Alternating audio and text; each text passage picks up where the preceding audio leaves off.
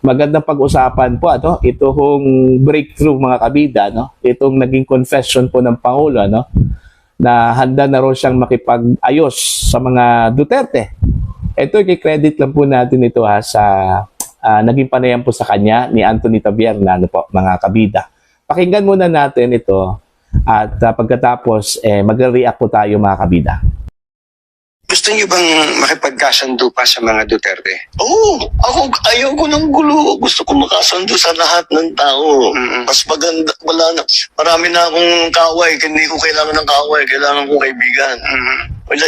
Kagaya na sabi ko sa'yo, pagka hindi ko magko-confess ako dito.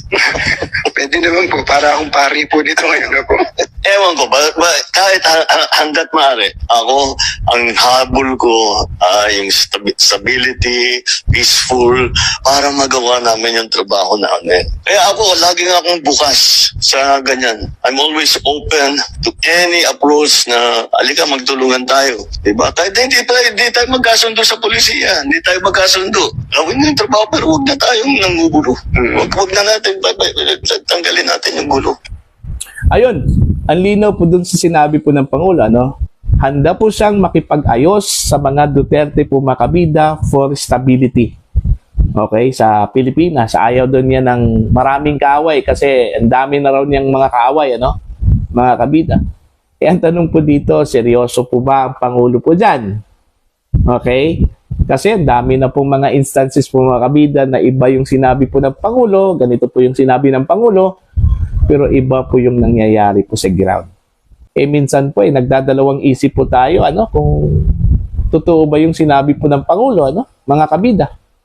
Para po sa akin, actually, maganda po yung kanya home gesture, Kasi going to a peaceful Philippines po yun Kasi alam naman po natin mga kabida na nagkawatak-watak yung mga Pilipino po ngayon dahil sa away po ng dalawang pamilya, Dati magkaibigan po yung dalawa. Okay? Pero nung nanungkulan na po ito si Pangulong Marcos, bigla nag-iba yung ihip po ng hangin, Okay? Actually, I believe hindi si PBBM yung dahilan kung bakit po nagkaganito po yung relasyon po ng mga Duterte at saka Marcoses po mga kabida. Hindi po ako naniniwala na nagsimula po kay Pangulong Marcos o nagsimula po sa mga Duterte, mga kabida, yung kanila pong bangayan. Alam nyo kung sino po yung dahilan? Ito pong mga tao pong nakapaligid po kay Pangulong Marcos po mga kabida. Sila po yung dahilan kung bakit po nag-away si VP Sara at saka si Pangulong Ferdinand Bongbong Marcos. Kung tutuusin po, magkaibigan po itong dalawang pamilya Since 2016 po mga kabida, yung pamilya Marcos po ay supportive na po sa mga Duterte.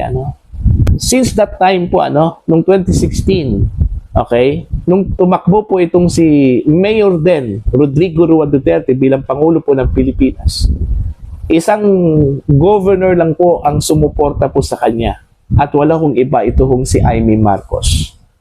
Okay? At prior to that, matagal na pong magkaibigan po itong dalawang pamilya, mga kabida. It's just that nangyari lang po yung kanila pong hindi pagkakaunawaan simula nung nanungkulan po itong si Pangulong Marcos bilang presidente. Kasi ang dami mga sip-sip sa paligid po ni Pangulong Marcos. Yun yung mga tao po na ayaw magkaroon po ng stability ang Pilipinas. Nanggugulo po mga kabida. Kaya yun, okay, nasira yung pagiging magkaibigan po ng pamilyang Marcos at Duterte. Okay? Yun yung malinaw po, Kaya nga, ang tanong po dito, seryoso ba itong si Pangulong Marcos? Gaya na sinabi ko po kanina mga kabida, ang dami na instances, na ito yung sinabi po ng Pangulo, pero iba po yung nangyayari po sa ground.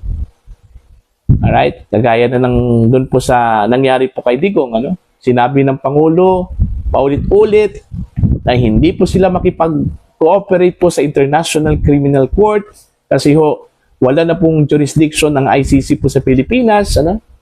Pero ano bang nangyari po mga kabida?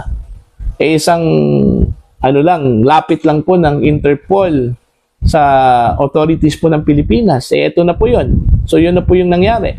Inaresto ang Pangulo. at hindi pa po nakontento po mga kabida, dinala doon po sa International Criminal Court sa The Hague, Netherlands. Okay? Eto pa po. Sinabi ng Pangulo, ayaw po niya ng impeachment laban po kay Vice President Sara Duterte. Kaya nakisawsaw pa nga ito hong Iglesia ni Cristo ho dito, ano? Para lang po suyuin ito hong mga miyembro po ng House of Representatives. Pero anong nangyari? Natuloy ang impeachment. Yung impeachment complaint na naisampa po sa House of Representatives, dinala po sa Senado. Oh. Sino mang hindi ho magdalawang isip po makabida, na baka kasinungalingan lang po yung sinabi po ng Pangulo, di ba? Magdadalawang isip talaga yung tao. Lalong-lalo na po ito hong mga Dutertes. Kung seryoso ba ang Pangulo ho dito? Sino nga bang hindi gusto ng katahimikan? Sino bang hindi gusto na manumbalik muli yung pagiging magkaibigan po ng dalawang pamilya? Lahat man siguro tayo, gusto po yun, di ba? Pero ang tanong po dyan, seryoso ba yung nag-initiate po na makipag-ayos? Okay? Baka hanggang salita lang po yun, mga kabida. Oh. Tsaka pangalawa, sa tingin ko po, although hindi ko sinabi na wala akong pag-asa, no? Pero sa tingin ko po, damage has been done na kasi eh.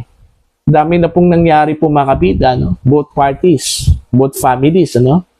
Sa panig po ng mga Marcos, sa panig po ng mga Duterte, ano? Lalong-lalo na po sa panig po ng mga Duterte, ang laki ng nawala po sa kanila, ano? Ito hong si Pangulong Rodrigo Roa Duterte, ano? Oh. Siguro kung mapauwi po, okay, mahanapan po ng paraan ni Pangulong Marcos, mga kabida at Marcos administration, ano? Na mapauwi po dito sa Pilipinas si dating Pangulong Rodrigo Duterte, posible po yan. Baka po mangyari po yung sinasabi po ni PBBM na makipag-ayos sa pamilyang Marcos. Gusto po niya ng walang kaaway, ano? Gusto po niya ng stability, ano? Mga kabida sa Pilipinas. Oh. Pero malabo po yun eh. Kasi po, si Pangulong Rodrigo Duterte po mga kabida ay wala na po sa jurisdiction po ng Pilipinas. Nasa jurisdiction na po ng International Criminal Court, ano? Diba? Although, may posibilidad. May posibilidad. Kasi everything is possible kasi dito sa mundo, ano? Wala hong imposible sa mundo, mga kabida. Lahat po posible. So, may posibilidad po yun na baka magkaayos itong dalawang pamilya, pero maybe it takes time. It takes time to heal the wounds. Okay?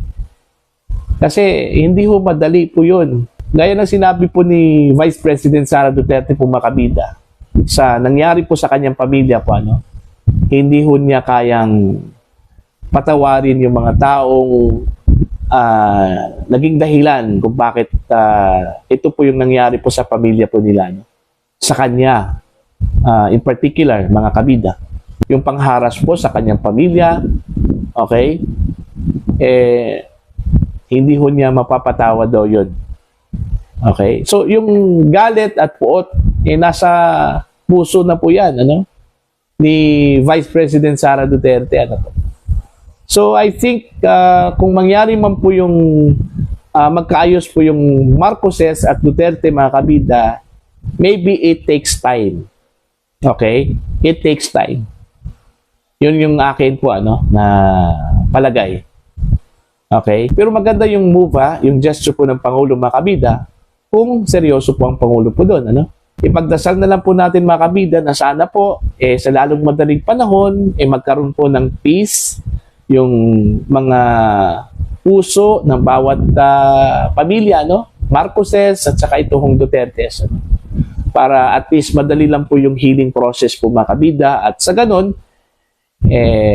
tuluyan na pong magkaayos ito pong pamilyang Duterte at saka Marcoses po, ano. Pero ang aking interpretation po dito, ano, hindi sa ganun na sumuko ang Pangulo, ano, kundi siguro gusto po talaga ng Pangulo ng stability, ano. For the last 3 years ng kanya home term, gusto po siguro niyang natauhan na po siguro ang Pangulo na kailangang ayusin ko po ang Pilipinas bago po ako mag-step down para at least man lang, kahit papano, meron po siyang legacy. Okay? At maalala po siya ng mga Pilipino na sa kanya hong last term, maganda yung pagpapatakbo po ng Pilipinas, mga kabida. Hindi ho gaya ng first 3 years po niya, bilang presidente po ng Pilipinas. So para po sa inyo, ano po ang tingin ho ninyo dito sa gesture at move po ng Pangulo na makipag-ayos po sa pamilya Duterte? Please